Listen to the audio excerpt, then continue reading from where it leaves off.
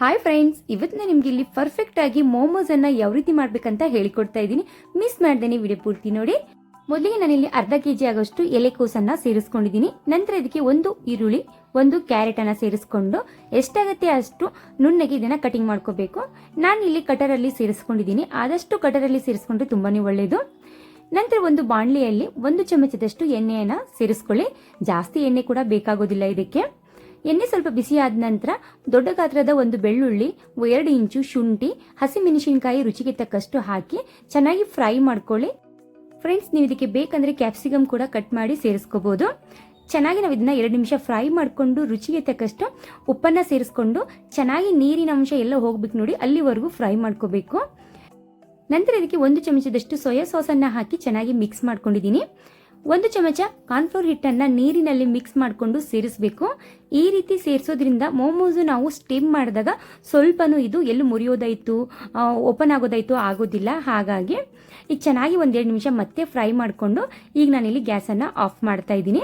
ಇದು ಪೂರ್ತಿ ತಣ್ಣಗಾಗೋಕೆ ಬಿಡಬೇಕು. ಫ್ರೆಂಡ್ಸ್, ನೀವೇನಾದರೂ ಫಸ್ಟ್ ಟೈಮ್ ನಮ್ಮ ವಿಡಿಯೋನ ನೋಡ್ತಾ ಇದ್ರೆ ಪ್ಲೀಸ್ ನಮ್ಮ ಚಾನಲ್ಗೆ ಸಪೋರ್ಟ್ ಮಾಡಿ, ಹಾಗೆ ನಮ್ಮ ಚಾನಲ್ನ ಸಬ್ಸ್ಕ್ರೈಬ್ ಮಾಡ್ಕೊಳ್ಳಿ. ನಾನೀಗ ಇಲ್ಲಿ ಕೊನೆಯಲ್ಲಿ ಪೆಪ್ಪರ್ ಪೌಡರನ್ನು ಹಾಕಿ ಸ್ವಲ್ಪ ಹೊತ್ತು ಹಾಗೆ ಬಿಡ್ತಾ ಇದ್ದೀನಿ. 1 ಕಪ್ ಆಗುವಷ್ಟು ನಾನಿಲ್ಲಿ ಮೈದಾ ಹಿಟ್ಟನ್ನು ಸೇರಿಸ್ಕೊಂಡಿದ್ದೀನಿ. ಮೈದಾ ಹಿಟ್ಟಿಗೆ ನಾವು ಯಾವುದೇ ರೀತಿಯ ಉಪ್ಪು ಅಥವಾ ಯಾವುದೇ ಬೇಕಿಂಗ್ ಪೌಡರ್ ಏನೂ ಹಾಕಬಾರ್ದು. ಜಸ್ಟ್ ನೀರನ್ನು ಹಾಕಿ ಗಟ್ಟಿಯಾಗಿ ಕಲಿಸ್ಕೋಬೇಕು. ಇದನ್ನು ಒಂದು ಅರ್ಧ ತಾಸುವರೆಗೂ ನಾವು ರೆಸ್ಟ್ ಮಾಡೋಕ್ಕೆ ಬಿಡಬೇಕು. ಅರ್ಧ ತಾಸು ಆದ ನಂತರ ನಾನು ನಿಮಗೆ ತೋರಿಸ್ತಾ ಇದ್ದೀನಿ. ಇಲ್ಲಿ ಚೆನ್ನಾಗಿ ಹಿಟ್ಟು ಸಾಫ್ಟ್ ಆಗಿ ಆಗಿದೆ. ಈಗ ಯಾವ ಗಾತ್ರದ ಉಳ್ಳೆ ಬೇಕಲ್ವಾ ನಿಮಗೆ ದೊಡ್ಡದಾಗಿ, ಆ ಗಾತ್ರದ ಉಳ್ಳೆಯನ್ನಾಗಿ ತಗೊಂಡು ಸ್ವಲ್ಪ ಇದಕ್ಕೆ ಒಣ ಹಿಟ್ಟನ್ನು ಹಚ್ಚಿ ಚೆನ್ನಾಗಿ ನಾವು ಚಪಾತಿ ಎಲ್ಲ ಲಟ್ಟಿಸ್ತೀವಲ್ವ ಅದೇ ರೀತಿಯಾಗಿ ಇದನ್ನು ಲಟ್ಟಿಸ್ಕೋಬೇಕು. ಜಾಸ್ತಿ ತಿಳುವಾಗಿ ಮಾಡಬೇಡಿ. ಚಪಾತಿ ಎಲ್ಲ ಮಾಡ್ತೀವಲ್ಲ ಅದೇ ರೀತಿ ತಿಳುವಾಗಿ ಮಾಡಿದ್ರೆ ಸಾಕು. ಮಿಶ್ರಣ ಇಲ್ಲಿ ತಣ್ಣಗಾದ ನಂತರನೇ ಸೇರಿಸ್ಕೋಬೇಕು. ಈಗ ನಾನಿಲ್ಲಿ ಫೋಲ್ಡಿಂಗ್ ಅನ್ನ ಮಾಡೋದನ್ನ ತೋರಿಸ್ಕೊಡ್ತಾ ಇದ್ದೀನಿ. ಈ ರೀತಿ ಮಾಡೋದ್ರಿಂದ ತುಂಬಾ ಈಸಿಯಾಗಿ ಯಾರು ಬೇಕಾದ್ರೂ ಫಸ್ಟ್ ಟೈಮ್ ಮಾಡೋರು ಮಾಡಬಹುದು ಈ ರೀತಿ ಶೇಪನ್ನು. ನನಗೂ ಕೂಡ ಅಷ್ಟು ಸರಿಯಾಗಿ ಮೋಮೋಸ್ ಶೇಪನ್ನು ಮಾಡಕ್ ಬರೋದಿಲ್ಲ, ಆದರೂ ಕೂಡ ನಾನು ಈ ರೀತಿಯಾಗಿ ಮಾಡ್ತೀನಿ. ಇಡ್ಲಿ ಪಾತ್ರೆಗೆ ಸ್ವಲ್ಪ ಎಣ್ಣೆಯನ್ನು ಸ್ಪ್ರೆಡ್ ಮಾಡಿಕೊಂಡು ನಂತರ ಮೋಮೋಸನ್ನು ಇಡಬೇಕು. ನಾನಿಲ್ಲಿ ಒಂದು 15 ನಿಮಿಷ ಇದನ್ನ ಸ್ಟೀಮ್ ಮಾಡೋಕೆ ಇಡ್ತಾ ಇದ್ದೀನಿ.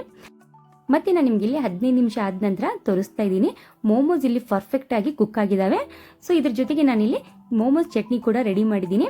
ನಿಮ್ಗೆ ಏನಾದರೂ ಚಟ್ನಿ ರೆಸಿಪಿ ಬೇಕಂದ್ರೆ ಕಮೆಂಟ್ ಹಾಕಿ, ನೆಕ್ಸ್ಟ್ ವಿಡಿಯೋ ಕೂಡ ಅಪ್ಲೋಡ್ ಮಾಡ್ತೀನಿ. ಸೂಪರ್ ಆಗಿರುವಂಥ ರೆಸಿಪಿಯನ್ನು ಶೇರ್ ಮಾಡಿದ್ದೀನಿ. ಈ ವಿಡಿಯೋ ನೋಡೋದಕ್ಕೆ ಥ್ಯಾಂಕ್ ಯು ಸೊ ಮಚ್.